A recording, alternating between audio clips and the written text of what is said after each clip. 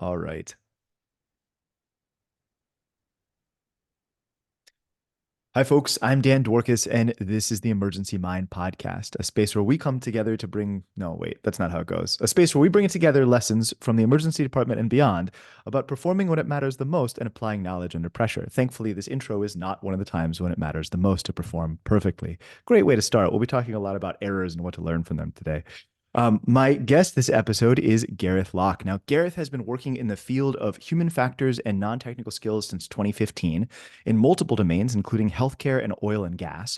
But he's most known for his work in the diving space under the banner of Counter-Errorism in diving with his company, The Human Diver. And that's where I interacted with him first throughout the setting of LinkedIn. Now, he's passionate about bringing the knowledge locked in academia to the wide world, inside and outside of diving, facilitating exploration and discovery around self, team, and organization. And I love that bio, that blurb. I'm going to think I'm going to steal parts of that. I think that's like super interesting, because like separate from everything that you gave me in that, which is all true and fascinating, the work that you put out is just awesome, just absolutely awesome. I mean, the stuff that you're bringing together about learning from error, about growing, about planning is amazing. And so I've been a longtime fan of what I've been seeing of it, and I'm delighted to have you on the podcast. Thanks for coming. Thank you, Dan. And that means massive amount to me because my passion is about sharing the knowledge that I've collected and the experiences I've got. And I still struggle with imposter syndrome. Mm, And I have a coach who just sits there and goes, Gareth, you don't have to prove anything to anybody. You are creating change out there. You don't have to worry, and just keep sharing that.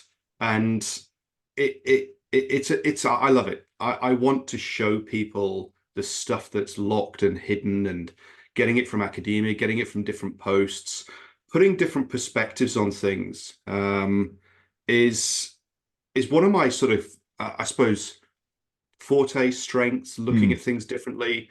There was as an example of something that's outside of my space, but I got tagged in the conversation, was about a police training professional, and they were mhm, talking about, I think it's the Virginia Police Department had put a ruling out just recently and said the word mere was in the thing. So it was basically the mere threat of a weapon being drawn, then actually they shouldn't have done so. And it was all about setting police officers up for failure mm, because they're going to be judged in hindsight. And I turned around and went, I'd be really interested to know why the police department used that language. mm, Because any exchange we have has got different perceptions, and we construct the meaning from our own experiences, our knowledge, our development that goes on. And so somebody will have written that with a reason, mhm. a purpose. So what is that purpose? Is it about protecting the organization? And as opposed to actually setting teams up for success.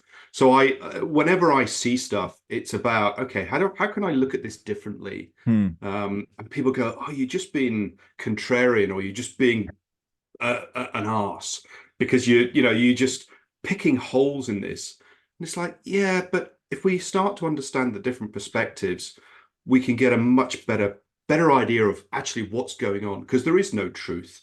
There are multiple truths, and we construct meanings from what's going on around us. I I think certainly the aspect of that I really agree with is this idea of using, approaching these situations with curiosity and trying to figure out what the other person, what the other point of view, what the other group sees that I might not see, and what does reality look like for them. Um, and learning from those deep dives into that. There's a ton that can be gained from just sort of adopting that stance of what does this other person see that I don't understand, right? Because it's so easy if you've been in one of these scenarios, you realize how little of a scope of vision you actually have on it compared to what is the reality underneath it. Um, and I would counterpoint with you. I think there are things that are truths, right? So I don't think we could say that in the broad sense of Yeah, it. There are certainly truths, and there are ground truths. But when we approach these types of environments, whether they're in or out of an emergency department, right? Like our own field of vision is really limited Mhm. compared to the sum total reality of what's going on. My friend Preston Klein talks about weaponizing your curiosity, which is Yeah. an interesting way to put that. But I think whatever you want to say it is bringing curiosity into that. Um, but but Gareth, let's take one step back. For folks that Mm. aren't already like deep diving, no pun intended, I guess, into the work that you're doing, like, man, I'm just like hitting weird notes this morning. I haven't had the right coffee, but like it's all right. We're rocking with it. Um, what can you tell folks about who you are and what you do and sort of how did you get into this space where you're sitting here with me having this rambling conversation? Yeah. It's a very diverse background, and actually that I think is one of the triggers or the supporting elements for what I do. So I joined the Air Force, the Royal Air Force in 1989. I get asked, which Royal Air Force? No, there is only one. Everybody else is a sort of a copy beyond that. Having watched Top Gun, which was the best recruitment film that was out there. So I joined straight from school. I went through training as one of the youngest people going through my training, and I ended up spending best part of 10 years flying on Hercules transport aircraft as a navigator, both in the strategic and the tactical low-level roles, operating in night vision goggles. Then went off and did a staff tour, and then went back and became a flight instructor in that same environment. Left the front line in 2004 and went and did a master's degree in aerospace systems. And the purpose of that was to be an intelligent customer. So the idea being that I could be a flight trials officer, I could work in procurement, systems engineering, and it was a very broad view of anything to do with aerospace, aerodynamics, propulsion, guidance, weapon systems, airborne computing. 2 or 3 week modules, learn, dump, exam, move on. Mm-hmm. I then went into flight trials work. I then went into research and development, so the UK equivalent of DARPA. I was a military advisor there. So anybody of the sort of listening here of old enough to remember the Hitchhiker's Guide to the Galaxy, Totally. I would describe my role as a Babel fish in a telephone directory. So I would work with some really bright researchers who didn't know what the front line was about, or what the strategic views were. So I would translate geek speak into frontline operator or strategic decision maker or industry conversations and back and forth. I then went to work in procurement systems engineering, so putting defensive aid systems onto transport aircraft and helicopters, stop them getting shot down in operational war zones and things. So working with multiple stakeholders. And around that sort of time is when I started to dive. Had a couple of Mm. near misses, and I wanted to share that knowledge of a near miss because in military aviation, debriefing, incident reporting, getting the stories out there is just common practice. Mm. But in the diving space, that wasn't there, and so I started into a part-time self-funded PhD that lasted 6 years, and then I cancelled it because I wasn't going anywhere. Industry wasn't interested, costing me lots of money. But I'd also, at that stage, I left the Air Force in February 2015, started to work in oil and gas and healthcare and diving, delivering training programs around non-technical skills, psychological safety, just culture, how to develop a high-performance team using computer-based simulations, which are of low realism fidelity, but high Mm-hmm. cognitive fidelity. So time pressures, miscommunication, really Mm-hmm. poor interfaces. And then since then, I've basically been running training programs, taught about 500 people face to face globally. I've got about a dozen instructors now teaching my materials. And then 2 years ago, I sort of a bit more than 2 years ago, I got back into I want to learn more about this. I want to change, Mm-hmm. create change in the diving space. So I started a master's degree in human factors and system safety at Lund University in Sweden. And Awesome. I'm just about to submit the thesis, which is all about storytelling. And the title is Storytelling to Learn What Happens Mm, Underwater Stays Underwater. it's And great. it's looking about, it was one of the things that came out in a conversation was the fact that when you go diving, often stuff happens and nobody else knows about it. So it Mm, requires you to then tell that story. Whereas something that happens, say, in the ER or in aviation, there are often other observers who can pick that up, and then you can start to have the conversation. Whereas actually in the diving Mm, space, even though you might be in the water with somebody, you might have a failure, you might have a poor decision, nobody notices it. And if you don't have an environment where you can tell those, what in effect are altruistic stories, because I know that I screwed up and I'm probably not going to do that again. So it takes me time and effort to mm, share my story with somebody else to then get that learning out there. And mm. it's been a really interesting piece looking at organizational systems and problems that are in place in terms of barriers, but also at the individual level. What is an incident? How do you tell a story that focuses on learning, not just about how I particularly screwed up or a mistake that happened, but what was the context that surrounded that? Yeah. How did it make it easier? What I would say that the positive side of human factors is making it easier to do the Hmm. right thing and harder to Sure. do the wrong thing. Whereas actually the context can shape it so it makes it easier to do the wrong thing and harder to do the right thing. And I'm sure Mm. you've got plenty of ER experiences of that where people get funneled down the wrong way because the system hasn't been designed to set them up for success. Well, all right. So yeah, I mean, there's a thousand different threads to take from that, and any one of them would be useful and worthwhile. I think maybe let's start with this. So I'm always curious to see what people say to this. In a second, I'm going to come back to this idea of push model versus pull model in terms of learning from things. Mm. But to start, what is your working definition of human factors? Because I think that Um, term has a couple of different meanings depending on how you slice it, and there's a lot of either not being cognizant of it at all, or just sort of being like, oh, it's human factors, and you sort of wave your hands and then move on. But what does that mean to you?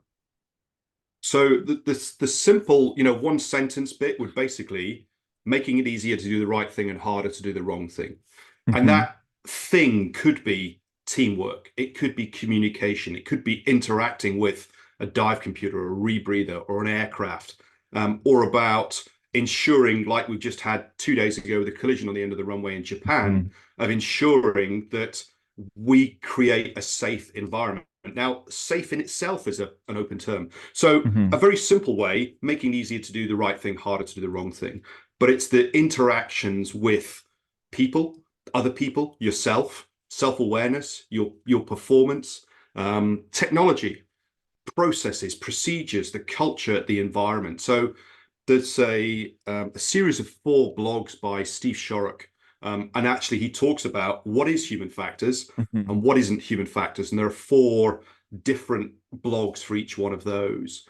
And this piece about truth, what does truth mean in human factors? If you're a cognitive psychologist or a cognitive individual psychologist, human factors will often be about that decision-making process. But there's a model I use from Moray, a research paper from about 2000, which is like an onion model. So you Hmm. start with the cognitive processes in the center, and then you start working out and going, actually, the anthropometrics, your interactions with hardware, software, your scare, your body stuff. And then you start, okay, how do I interact with a team? And then we start talking about these non-technical skills. And then you say, okay, so how do you interact within an organization? And that organization sits within a community and a culture, which sits within a national legal framework. And you could take a slice right the way through that and say that's what human factors or system thinking is Hmm. about.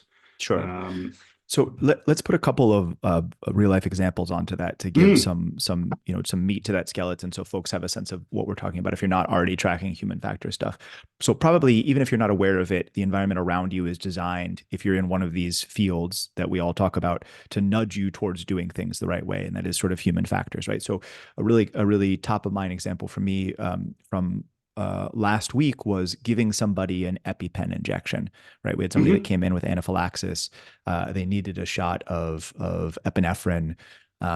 And the way the EpiPens, which are a trade name, are designed in the States, right, is they have an orange end that has the business in it and a blue end which does not have the sharp part, right?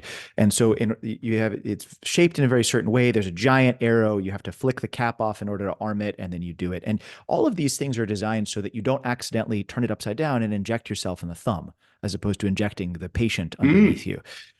Still, though, it happens. Still, it happens. So there's the design factors. How do you design the medicine? How do you design the safeties on it? How do you make it shaped a certain way? There's the training factors. When you train, one of your mantras is cap off, thumb down, right? And then Hmm. there's the sort of simulated part. There's all of the layers that come into that. And essentially all of those pieces stacked together are a very simplified version of human factors, which is asking this question of how do humans and teams and things that humans make Mm. interact with the environment in a way that hopefully produces better results as opposed to worse results. Um, what else would you add to that? Do you have a So counterexample? Is there just something yeah, else so that, just yeah? as well, yeah. So um, two, three examples I can think of. The first one, actually, talking about your EpiPen, as you described that, why don't they put the plunger as a collar on the outside of the EpiPen? I have Uh, seen some that are designed like that. Some of the Narcan auto injectors have an external plunger like that. yeah, so even if you got the wrong end, Hmm. then actually it's not going to happen because you're not going to stick the sharp end through your thumb, Hmm. because actually that's where the pressure piece is. So, human factors at its core is a design science. It's about looking at those sorts of things. Um, I can think of when it was after the first Gulf War, so early 1990s, and people were using atropine pens to counter nerve agent poisoning. And the drill pens that we had were exactly the same, but they just had a little plastic nib that you would stick.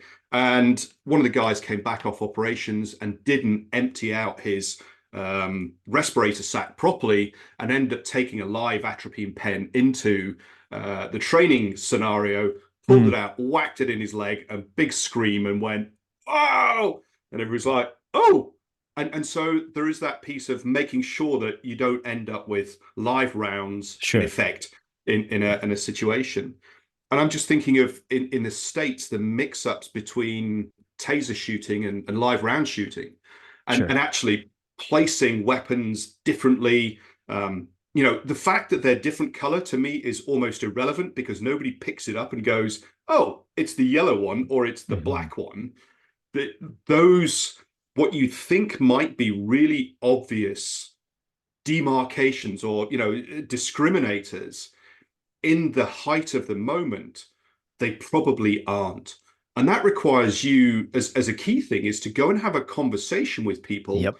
about how do they use it, not design engineers who, having been part of a design process, oh, it's obvious how you do this. And then you go and speak to people and they go, no, that's not how we use it. Ah, right. Yeah. So having a naive mind is a really powerful way of where I've never come across EpiPens before other than the description, Hmm. but actually just thinking about what's the failure mode, Hmm. right? How do I isolate? And you said, right, stick the thumb on the side. But actually, if I have to use a collar on the outside, it means I can't actually, if I plunge it, I'm guessing what happens is in a normal EpiPen, if you put it upside down, the plunging action, as if you're going to stick the needle into the person, is the bit that activates the Hmm. plunger, and then the needle sticks out the other way.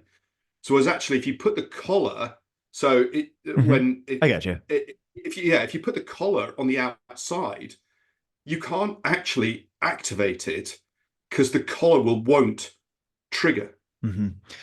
Okay, so let's zoom out for 1 second here. Yeah, yeah.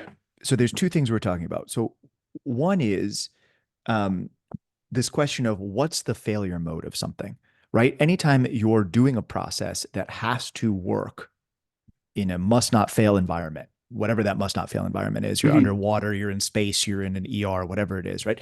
Where there are real consequences to this, you have to think about this idea of what's the mode of failure. And what we're Yes. describing is how incredibly non-obvious that is, even for a very simple, what is really a simple system of like a needle and a spring, right? Well, Yeah. how many ways can that go wrong? It turns out it can go wrong a lot of ways, right? And you have to think about that and you have to learn from it. So how does that work? Well, some of that works ahead of time. Well, let's just imagine what could go wrong, right? We're getting a little bit into work is done versus, work Work is is imagined, work is done. Yeah. Yeah. imagined versus work is reported versus whatever the fourth one is, which I think is work is recorded or something like that, but Yeah. whatever the fourth one. Anyway, so we're getting into this idea that like, well, we can do a little bit just by thinking ahead and by imagining, and you can employ other cognitive strategies. You can do pre-mortems. You can do things that are running it backwards to try to make that more useful. You can Mm. do simulations where you just watch people with non-live things go back and forth and see how they do it. And you're like, oh, wait, why would they turn it that way? I don't know. Sometimes they do, Yeah. right? But you also have to look ahead and be like, well, what are people actually doing? And record those stories. So And the that one other, requires a cultural environment, social yeah. environment to allow that, because this piece of work has disclosed and work has done. Mhm. You've got to have, what my perspective, psychological safety is the shared mental belief within that team that it's okay to say something or challenge something, put your hand up and say, I'm not sure about this. And a just culture, which is where you've had something go wrong and you're looking backwards and saying, where's Mhm. the context? And one of the things that comes up often in safety science is that accidents happen as deviations from normal, which is not the same as deviations from rules. Because rules Mhm. and normal might be quite different. But if you haven't created the right social or cultural environment, and I ask you, Dan, how do you go about doing your job? And Sure. if you're operating in a punitive environment, hey, it's by the book, Gareth. This is how we do it. And it's like, yeah, okay. And so me as a leader in an organization, I'll sit there and, hey, Dan's managing the risk, or we're managing the risk as an organization because the rules cover what we need them to do. Mhm. But actually, if I've developed a learning culture, a just culture, psychological safety environment, and I say, hey, Dan, well, let's start with the design piece, but it gets to the point where we've deployed something. And then you go, Dan, tell me how you do it. And you went, you know what? It sucked the last time we did this because of X, Y, and Z. And for me to get the goals done that you reward me for, I had to bend or break the rules. But you Mhm. congratulated me and rewarded me for those outcomes. Now, if we don't have that dialogue, I, as the leader within the organization, you deliver outcomes, and I have no idea that what you're doing is bending stuff to get stuff done. But Mhm. when stuff goes wrong, I'll come down and go, hey, Dan, why didn't you follow the rules? Because they're not followable. Right. They're not And followable. Yeah. yeah. And, Mhm. and if you're in a complex space like ER or emergency medicine, you've got principles. You haven't got rules. Mm. Well, you have both, right? You have principles of how you're operating and what things work with, and then you also have rules that are frequently imposed from the outside Well, and not okay. from the universe of it. And actually, I remember very distinctly when I was in so I was in medical school and I was doing my MD training and my PhD training at the same time. And it's a really unique environment for a number of reasons. One of which is you get very different views on how the world works from these two camps, right? And so from the PhD side of it, from the scientist side, rigor and rule and ground truth are the most important things, right? Like it is black and white and you're doing this and you're looking at things and it's this or that. Medicine is very different, right? The highest value is Mm, not necessarily achieving perfect truth, it's relieving suffering and working with a patient. And there are lots of times when those two goals are aligned, and there are lots of times when they're not, right? mm. And so we had an example of um, I don't know if I can say this example on a podcast. I'm going to scratch that. We had a But I couple can of see times. immediately you've got I can see immediately you've got organizational pressures and the Mhm. fear of litigation. So the whole Sure. defensive medicine that goes on of not wanting to be litigated, sued is right. We're going to have more tests. We're going to have more tests because I need Sure. to get the perfect answer so that if something goes wrong, I can defend myself to say I did everything I could. But Mhm. actually, that everything you could have done was expedite the process and deal with some uncertainties. And in the majority of the occasions, it's going to go well. Sometimes it's not.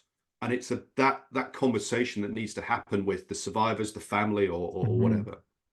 I mean, it's also worth highlighting. Okay, so what's a counterexample to that? What's something that works really well that is designed to circumvent this. And one of the things that I think we see a lot in the ER, and there are parallels in manufacturing. I think it's called the andon cord in the Yes, yes, yeah, yeah, right. yeah. So is the idea that most of our rule structures are built with an escape valve, which is like if the senior person thinks it needs to go left, everybody goes left, right? Hmm. So our criteria for activating for a trauma team activation, right? What will get the entire trauma and ER team together in the same point in the same time? We have hard criteria. Actually, I don't want to call it hard and soft criteria. I think that's the wrong way to look Hmm. at it. I think I'll say we have explicit criteria that are like heart rate above whatever, age above Hmm. whatever, head injury on a blood thinner, pregnant patient greater than 3 months with high mechanism. These like very like clear criteria. And then Hmm. there's the bottom line is always attending physician discretion because there are things that you need to activate that we can't put in a single structure that we can't write a rule around, but we know your experience allows you to say, no, no, no, spin up, right? Even though I can't Hmm. tell you why, I can't explain it, I can't do it. And when those things happen, they're great learning opportunities because they usually involve not just the case, they hopefully involve not just the case, but also a detailed discussion of why did you do that? What did you see that wasn't on that list that made you want to spin up? What did you see or what did you expect to happen? What did you think was coming around the corner for that? And so we're talking about this like split between rules and norms.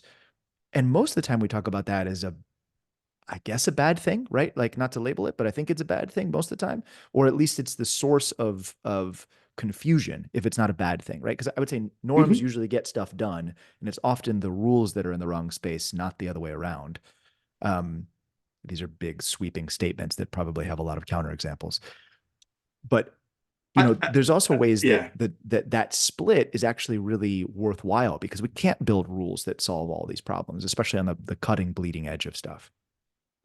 I totally agree, and I'm just thinking about Ivan Papilides and Krista Vessel's recent book, Human and Organizational Potential, and Hmm. Ivan talks about the Dreyfus model of moving from novice to expert or mastery, and when people are, I'm going to say, technically incompetent. They don't know what to do. They're given structures, standards, rules, processes, the book to Hmm. say, this is how you do it. And over time, that experience, their expertise, that mastery develops. So actually, the book doesn't hold as much weight as it does in the real world. But that requires organizations to invest considerably in Hmm. individuals. And just because you've got a qualification or you've got a certification, it doesn't mean you're actually competent for the operational space you're in. And the whole apprenticeship, mentoring, developmental models, capabilities that are out there are critical. But bean counters go, they're a bum on a seat. They cost X amount. They've got Hmm. that qualification. They will do Sure. because the inexperienced person costs less than the expert. But that transfer Yeah. and the recent stuff from Gary Klein's piece about Hmm. transferring tacit knowledge is such a difficult thing because you can't explain it without the context. And Dave Snowden talks about context. Sorry, knowledge without context is meaningless. Hmm. The more I have Hmm. in common with you, we can reduce the amount of transferred information because we've got shared mental models and I can give you 20% of knowledge. But if we're both novices, or if I'm an expert and you're a novice, I have to spend so much more time setting the scene for you to understand how that little nugget of knowledge fits Hmm. in. And that's a conflict with the world that happens now, especially if you're in high risk environments. And so you've got to have those mentoring apprenticeship type models. So, Gareth, how does that relate back to what you were saying earlier about what happens underwater stays underwater, right? Like when you're telling, and feel free to riff off this in any direction, but so, and I am fairly ignorant about diving, but so when you have two people on a dive and you're saying one of them went through an experience and they now need to go they don't need to, but they want to tell the other people around them in order to sort of reduce the probability of that thing happening again, or learn from it, or ask questions, or Hmm. whatever. How much context are they doing for that? Are they doing a lot of scene setting? Is there a lot of knowledge transfer back and forth between divers, even people that are experts at the same thing, doing the same skill set? And Uh, eh, I'll so I tack onto suppose that. that, Oh, no, go go on, ahead, go on, man. go on. No, go, no, you go first. I'll tack onto that. Right before the new year, we had a very, very, very challenging airway in one of the ERs. And the airway required us to perform surgical front of neck access, which is a relatively rare Sure. crike, exactly. And the crike was complicated, and there were some other factors that came into it. And so one of the things we find ourselves doing, and I ended up being the operator. I shifted from a teacher to an operator role in order to to secure the Hmm. airway. Um, and so one of the things that we're doing is we find ourselves talking through with each other, attending to attending level. Hey, what happened? What Hmm. was that like? And then also attending to resident level. Like, here's what I was thinking. Here's what I was doing. Here's what was going through my head. Here's what wasn't going through Hmm. my head. Right. So you have this multi-directional sharing of knowledge that is this storytelling for learning kind of idea. And I'm finding myself spending a lot of time. Well, how do I shape the story? What factors do I put into it? How much context do I give? Do I have to tell the story about this other thing that happened like 10 years ago where I did a similar thing once? And that's what I was thinking. Like, how do you sort of, set that stage for it? So I don't know. Here are all the pieces. Please build something interesting out of that. Yeah. So the first thing I would say is storytelling's complex, which means it's emergent in that sense. So and the what I found personally is it requires a dialogue back and forth with Mm, somebody. So if somebody comes to me and says, "I've had this event," and we'll start talking about stuff, and they will say something. It's like, oh, that's what that makes sense. So me as the receiver of the storyteller, as a way of trying to codify that for other people, I have a broad range of questions and knowledge and stuff that I can then start joining dots. The person who's telling the story to me doesn't necessarily recognize the significance of those elements, mhm, because a lot of the stuff that happens in diving is very, very proximal, in mm. terms of understanding cause and effect, as opposed to going much further out and up and out, in that sense, and looking at the systems and how people have been taught and their materials and their experiences in the past. Wait, Um, sorry. I want to make sure I understand that. Go on. Can you say that again? Things in diving are very proximal. Tell me more about that. Proximal, so time in space. Okay. So the majority of incident reporting systems in diving and the majority of the research is very much in terms of time and space of the event, and it's often very outcome focused. And part of that is because the organizations that are involved in doing diving safety research are medical based. So decompression sickness, arterial gas embolisms, hypoxia, hyperoxia, hypercapnia, and those are normally relatively close into the event in terms of Mhm. time and space. I'm probably the sort of the first person that's coming in and saying, whoa, let's look a little bit further out here. And as an example of this, one of the training agencies in the UK, the British Tobacco Club, they manage the incident reporting system for the UK. And they classify incidents based on outcomes. And they've got about a dozen categories. So it could be that a diver has decompression sickness, and that is what it would be classified as. But that decompression sickness might be caused by a rapid ascent because the diver has run out of gas following a separation and task loading, Mm, and potentially poor planning in terms of their gas management, prior to the dive and then during the dive.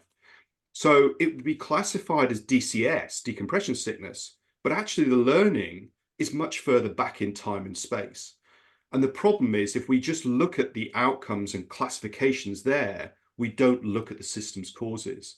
mm, And it's then very easy to turn around and go, fix the diver for being stupid, dangerous, difficult, whatever it is, being incompetent, they lost situational awareness. And actually, let's look at this as a much bigger piece. But mhm, as humans, we're hardwired to look at the outcomes and then apply our hindsight and join the dots. So going back to the bit of people reflecting on stories, I think my sort of experience and the stories that have been told to me is that divers often know that something has gone wrong, but there isn't necessarily the social environment to allow that story to be shared. So as an example, one of my research informants, I did a focus group, cave diving group in Florida, had 6 people in there. And one of them was an experienced diver. And he said, if somebody compromises a team protocol, like the minimum gas that we've got between us, that we can, if I run out of gas, I can go to you and we can do a gas sharing exit, basically buddy breathing, we'll be fine. And we plan our protocols based around that. And this diver said, look, if you breach a protocol like that, when we surface, we're going to go to the car park and I'm going to tear you a new one for compromising team protocols.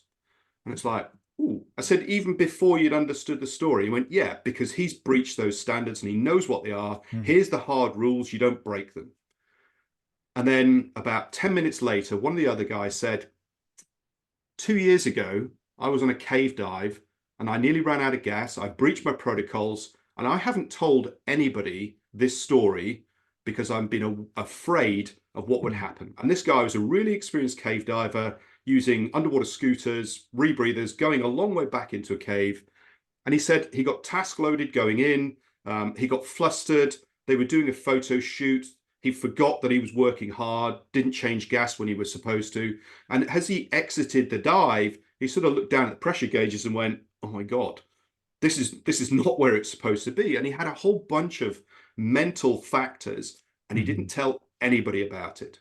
So he knew that that was there. And he said the reason he told the story is because I created a safe environment within that focus group where he could share that story. And he was confident that if somebody else had jumped on him, I would have said, oi, this is human nature. And it's why in a lot of my training programs, I take little snippets of video that people easily jump to conclusions about. And this goes right back to our curiosity right at the start. And say, right, here's a 10-second clip. What's your thoughts? And you get 2 schools of thought. Stupid idiot, Darwin Award winner, deserved it. This is how the attention system works, or we don't have enough context. And it's this piece that says, actually, we have to get more context. And we've got to teach people what context is. What are the factors? What are those performance shaping factors, those influencing factors? And we move to a frame that I changed the word, why did it happen, to how did it make sense? Because as soon as you say, Dan, why did you do that? What I'm doing now is I have a view of what right is, and I'm asking you to justify your position, and I'm going to focus on you. But if I say to you, how did it make sense for you to do that? Now I'm looking at your decision-making process, which will be influenced by the context. Now, it might be you turn around and go, I have no idea why I did that or how it made sense. All right, now we can ask the questions. Okay, so have you ever encountered something like this before? What's close to it? Have you had something in the past? There must have been something that has shaped your decision making. And Klein talks about satisficing. It's good enough. It doesn't mean that it is exactly right. And when you're in the emergency medicine space, you're unlikely to encounter exactly the same scenarios each time. If you are, you're going to be really good at it. And now you can be the mentor and the coach for others. And you bring people in and say, hey, this is different. Let's look at it. Yeah. But it's about trying to share that knowledge, and people won't know what to share until you start a dialogue. So is there in medicine, we have this concept of the morbidity and mortality conference, right? Which is a very imperfect but useful tool for essentially telling stories like this. And it's a legal space, and when done well, it's also a cultural space that allows for a separation between what's in that bubble and what's out of that bubble. And so from a legal perspective, if you're within morbidity and mortality, it's not discoverable from legal stuff. That's different, though, that's sort of a fundamental piece, but different than what you're describing, which is also that it has to be culturally acceptable to actually share and discuss, right? Because I've been in morbidity and mortality conferences where people are yelling, "You're a disgrace to our profession," right? Yeah. And like you should leave this job. And thankfully, that was when I was a lot younger, and medicine has changed since then, um, hopefully. No, But well, yeah. uh, you know, but there's a difference between that and asking. So I see these three questions as being related that you're describing, right? So there's a difference between ask like, what is the minimum it takes to tell a story, and then how are we really doing it well? And the three questions that come to mind are: one, what you're saying, how did it make sense for you to do that? Another one, Diane Chadwick Jones, a previous guest in the podcast and Hmm. former VP of performance from BP, Yeah, I know Diane. She's asks, really nice. absolutely Yeah. amazing, right? Brilliant woman, who says, a team that's like yours, but slightly worse, what would they have struggled with in this moment? Right. To get you to Mm. think outside of your own hero story. Right. And then Kevin Sear from the last podcast we recorded that came out just recently, SWAT team commander who would ask his team, uh, tell me what else you considered and didn't do. Hmm. And those three questions to me sort of are part of this triangulation process of getting at, like, tell me, like instead of jumping to conclusions about what happened, I want you to tell the story, and then I want you to tell me all the other stuff that's around the story. What's the context? What do I not know about that was there? What else is going on with it? And the space that it takes and the skills that it takes, both from the storyteller and the The rest of the community, the audience. story Yeah, the community. audience. Yeah, I don't know if there's a Yeah. good word for that. I guess it's audience, but it's more participatory necessarily than just a Hmm. passive absorbing audience. Hmm. Um, the working group or whatever you want to call it. A learning team. Mhm. Yeah. Yeah. I'm gonna have to ask my incredible friend Claire Murphy, who's an expert storyteller. I'm gonna have to ask her what the word is for this after this. But like like the skills on both sides of that equation are a lot that it takes to really make that work the right way. Um, hmm. Your comment there about what did you see reminds me of Klein's comment of experts see the invisible. Hmm. So the difference between novices where Oh they yeah. expect something to be there, whereas experts will spot stuff that's missing. And if you don't know it should be there, you won't know it's missing. Yeah. Yeah. Looking for negative signals is And a and, really and big so, space. how do you it's like, how do you prove a negative? You Mhm. know, how do you teach somebody that? And it only comes from the dialogue, and it emerges, that story will emerge as stuff will be discussed, and it might be you're dealing with a trauma scene on the side of the road, or a firefight or whatever it is. There will be triggers in the conversation, and somebody go, oh yes, right, I know that then Mhm. shaped my decision. But if you don't have a trigger or a stimulant, um, then Mhm. actually it becomes really difficult to think about that because you don't know it's relevant, until it comes as part of that story. And that takes time and effort and practice and skill, and Mhm. the recognition that you can say way more. The big challenge then from my side is, how do you synthesize that to then create wider organizational learning? And that's Mhm. another piece that comes out of this, is that you may develop really skilled teams because they've experienced stuff, but how do you share that? Sure. How do you get out to another similar team? And that is a continual challenge. And Uh-huh. I think it's McChrystal's team of teams. And he said, if you're going to have people who are going to be your ambassadors, they're going to be the people that are going to represent you. You want to pick your best team Mhm. member, the person that you cannot do without. And you say, right, you're now the liaison officer over there. And that then is taking their knowledge and sharing it. Now, it might mean that you lose a little bit of specialism, but hopefully been enough shared team knowledge that actually it's not a critical loss. And if it's a critical loss, you probably need to develop your team a little bit more. Mm. Yeah, I mean, there's so many wrinkles with this in terms of, in a way we're discussing, like you said, how do individual teams build expertise? And this is if done correctly, a good way to do that, right? Yeah. But what's the surface area of that problem set, right? You only get the things that you run into, even still, right? You only get the things you run into. So what we're saying is within the surface area of the problems, you and I are on a team. Great. We're doing our operations, whether they're underwater or above water or Hmm. whatever. If we do all the stuff we're saying really well, then we harvest more learning from the experiences that we have, Um, right? only if you recognize that. Okay. So that's the downside of being really successful, is it requires you to work much harder to pick the little things, the marginal gains that are there, because otherwise you sit there and go, that's cool. So I think your questioning technique, if you're in a really high performance team, the questioning technique for that team would be different to a novice team that are in the developing space. Sure.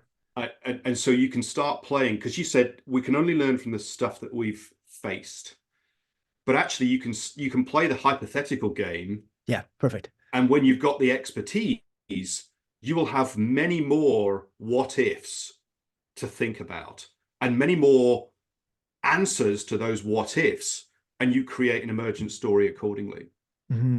So you can learn from what you've faced and you can learn better. You can harvest more or less learning from what you face, depending on the questions you ask, the stories you tell, the environments you set up to tell those stories in, and the Mm, way you culturally look for things, right? Do you celebrate the, you know, like scraping the bottom of the runway and bouncing off as a victory, or do you look at the why that it happened and like do you yeah. dig back into it? And what you're saying is so true. If you have experts, these experts can provide other angles of vision on what's happening that might allow you to basically force multiply the things that you face. Right. Mm, So you can say, well, hey, what if in this case, and we do this in the ER all the time, right? I might take, if I'm not the primary operator of a case where there's an airway going on, for example, I might bring a junior doctor next to me and be like, okay, I want you to watch what's going on. What do you think would happen if this goes wrong next? Or what do you mm. think would happen if this happened? And you're sort of playing the case out on the side with them, or just game this out with me. What do you think would go on here? Um, And I think for that is that the next level of learning is saying, how did you come to that conclusion? What were the mm, cues yeah. that led you to that? And it's this bit of saying, okay, so can I help understand their rationality in what was going on? And it might be you go, you know what? I don't know. I just had a feeling. Okay, right. If people have got feelings about Sure. stuff, let's dig into those. Yeah. And then what's cool is I guess like sort of the next level on that to think about as you're describing is, okay, you're on a team and I'm on a team. Maybe we're not even on the same team, but you guys hit some problem that you learn from. You run through this thing. You have great storytelling chops, Hmm. lack of a better word, skills Yeah. and structures and all the things that it takes to tell good stories. You're learning from it. How do you pass that to me? Right. And this is sort of like, it's not quite near transfer. It's not quite far transfer. It's like something a little bit different than that, right? Because you have to encapsulate it. And this gets a little bit at tactical decision games or Gary Mm. Klein's shadow box training method, right? Where you're Yes. talking through like, how do you share enough of an experience that people can actually, did you ever read those choose your own adventure books that were in like, what was it, like Yeah. the 80s? Yeah. Right. Like, Yeah. like you're creating a story that people can play along with and not just absorb passively, but actually participate in, essentially to increase the surface area of their learning on that. Hmm. Um, So I don't know if you've come across in your space learning teams as a way of trying to facilitate that. So not learning by that teams name. is, Yeah. yeah, so learning teams in the sort of the new view of safety or safety two perspective is a structured way, and it's got two key parts. One is the problem identification process, in which you will Mm, sit there and just brainstorm all of the stuff that is happening. You particularly stay away from solutioneering. And the first part is normally done over sort of 2 half days, with a soak period overnight. So mhm, you will do all of the diagnosis stuff where you start to understand the problem. You send people away. And then the first part of the second day is a recap of the diagnosis. And then you start moving into the solutioneering. But importantly, you get different stakeholders Hmm. involved. So it's taking a systems view of that. And what I would say is probably one of the ways to share knowledge is if you know you're going to have an in-depth debrief, is actually a learning exercise is you bring a couple of people from another team. So one of the things about learning teams is if you get parallel teams across, or the learning review process is a similar thing, you get experts from other areas or operators from other areas, and they sit in and go, have you encountered this before? How did you Mm. solve it? Because you haven't had an accident. What was your solution to this? So actually you embed at that learning process rather than you come up with a product and now I'm going to transfer it across. Sure. What we're doing is actually co-creating that learning within the team, plus additional stakeholders within your system vertically, but also across the systems and the entities that are there. Yeah. Yeah. That actually is. So that is now ringing a bell now with Decker and Conklin's doing safety differently. Yes, yeah. Yeah, super interesting.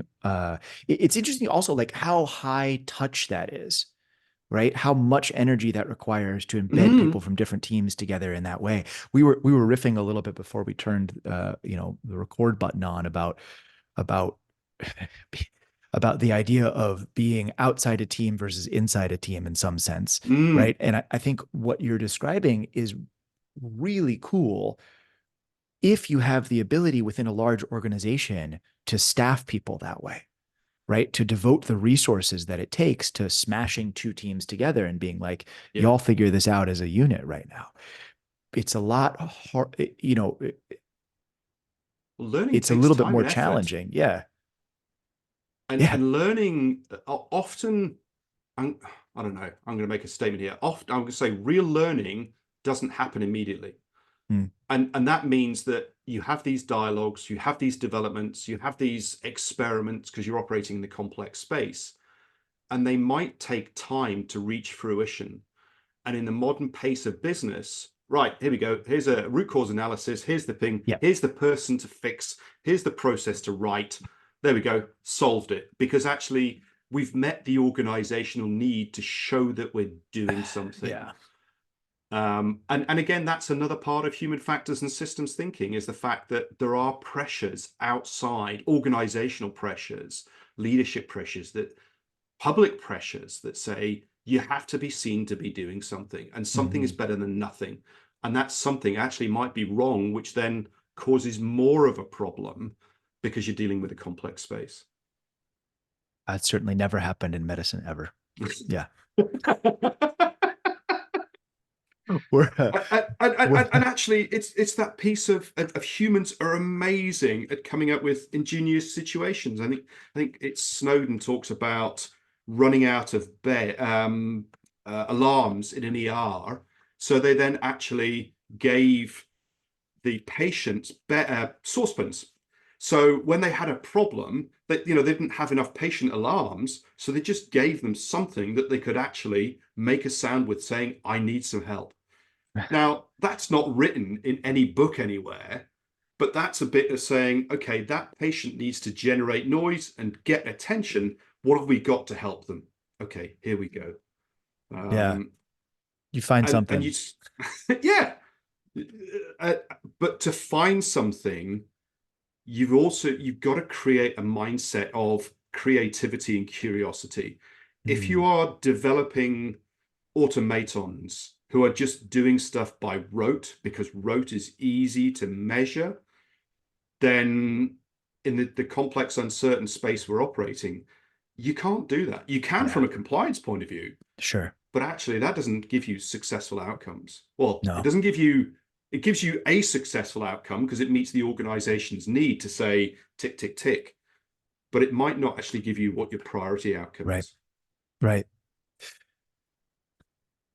Um, yeah, I feel like that could be a whole and should be a whole nother deep dive into the interface between teams and systems around them, right? I think we barely scratched the surface of that. Mm. Um, but We're coming up on the end of our hour here, and I want to give you, as we leave, a chance to issue a challenge to everybody listening to this. Anything you want them to think about or do differently over the next shift. And I'm going to give you a second to think about that. And while I'm giving you a second to think about that, I want to give a shout out to a couple folks that whose work we sort of mentioned today, and then you should go back and look at more, right? So two amazing women, Claire Murphy and Zab Johnson. So Claire, Claire's an amazing storyteller and does incredible work around storytelling through mission critical teams. We did an episode together about the power of story and learning and teaching, which you should definitely go back and listen to. And then Zab Johnson is one of the world's experts on the neuroscience of vision, and runs part of the Wharton Neuroscience Initiative. And that's actually incredibly relevant for a lot of what we talked about today. We had this comment about the taser being yellow and the gun being black, which we sort of didn't press on and went in a different direction instead. The real punchline there is that, like, at some point you're entering the part of the world that really relies on how the brain is actually wired and works, and how the mammalian nervous system actually works. And so a lot of things that you think might go one way, when you really look at the science, they actually go left instead of right. And understanding the details of what do we know about the edges of how the brain works, Michael Platt would be another great person to work through on this, uh, is incredibly powerful and informative as you're trying to design systems that really do work under pressure, right? It's not enough to just be like, I think it'll work like this. You really have to dig in and look at the details underneath it. Um, okay, so I hope I've stalled long enough for you. Do you have a challenge? I have, yeah, I was just thinking that. So, um, where do you want people to provide feedback in the YouTube comments then? Oh, sure. Yeah, absolutely. Okay, Yeah, so that'd be great. um, two challenges then. One, the first one is an example where you have moved from why did they do that to how did it make sense, and what was the difference in the learning that came out of it. And the other one links to what you've just said about individuals, is go and find some diverse people from your own domain. Um, I've not, I think you introduced me to Claire on LinkedIn already. I Mm-hmm. haven't heard of Zab, but I'm going to go looking for that. And I would say to that is David Epstein's book Range, Mm-hmm. which is all about Amazing book. how generalists survive or succeed in a world of specialism. And I put myself as a very broad, thin person. I'm quite large myself, but in terms of my perspectives, it's about connecting lots and lots of different things. So that would be my second piece is, and that's a much easier. Go and find some different people, get outside your own space and learn from different spaces, because people are people. We're wired broadly the same. The stories are what Mm. changes, and having a different story can change your perspective on what's happening. So Amazing. thank you. I love it, Dan. It's been awesome. Oh, totally a pleasure. Thank you for coming on the podcast. And yeah, if you're listening to that challenge, put the stuff in the YouTube comments or set it up on LinkedIn or just email me at dan@emergencymind.com and we'll make sure those get out to everybody. Um, I'm going to end by saying again, our job here on the Emergency Mind podcast is to bring the best of what we can figure out in the entire world together about applying knowledge under pressure. We don't provide medical advice, and any of the views or anything that we say are our own views and not that of anybody else that we work for or with in any context. And with that, I will say again, thank you, Gareth, so much. Thank you for what you're Thank doing. you. Thank you for the advances you're putting out in the world. And thanks for coming on the podcast. Loved it. And I feel so insignificant compared to who you've just been talking about. So thank you. I love it. Right on.